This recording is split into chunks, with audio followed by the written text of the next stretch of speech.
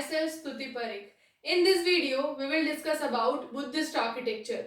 We shall cover the basic introduction, its architecture, and one of the major typology, which is Buddhist Viharas in this video. So let's start with the introduction of Buddhist architecture.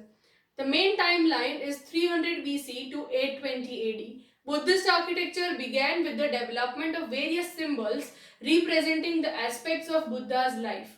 For the first time, it was the Indian Emperor Ashok who not only established Buddhism as a state religion of his large Magadha empire, but also opted for the architectural monuments to spread Buddhism in different places. Distinctive Buddhist architectural structures and sculptures such as stupas, pagodas, monasteries, and caves speak about the phases of Buddhist stages. Basic elements of Buddhist philosophies which were produced in the form of architectural features are: the square base represents earth, the hemispherical dome represents water, the conical spire represents fire, the upper lotus parasol represents air, the sun and the dissolving point represents element of space. Major features of this style are stupas, stumps, chaityas and viharas. Now we shall see what are viharas and its famous example of viharas at Ajanta. Viharas are the residential places of Buddhist priests. They consist of main hall entered by a doorway. They also contain the assembly hall, dining chambers. From the halls deep into the rock cells are provided for meditations. The shrines contain beautiful figures of Buddha, and the walls of the antechamber depict the stories based on Buddha's life. Some great structural viharas were about 60 meters high. Pillars were richly chiseled in the form of dragons. Beams were painted in red and rafter with all colors of rainbow. Viharas or monasteries constructed with brick or excavated from rocks are found in different parts of India. They have a hall meant for congregational prayer with a running veranda on three sides or an open courtyard surrounded by a row of cells and a pillared veranda in front. These cells served as dwelling places for the monks.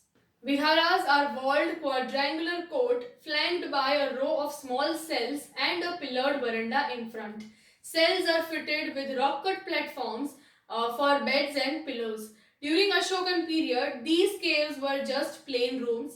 At a later stage, these rooms were decorated with artistic columns and other pieces of sculptures. The residential cells are small in size. They open out into a central hall. They are large enough for a person to live in. Some contain a couch for a person to lie on and also small shelves carved out of the walls. In the early decades of Buddhism, the wandering monks had no fixed abode. During the rainy season, they stayed in temporary shelters.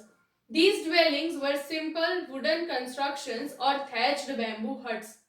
In the 2nd century BC, a standard plan for a vihara was established. It was either structural or rock cut.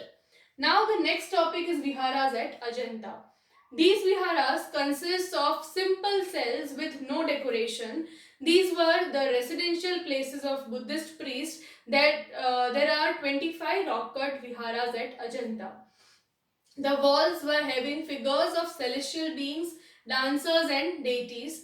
Built during 1st century BC, they were carved into a vertical side of a god located in a hill of Sahyadri mountains.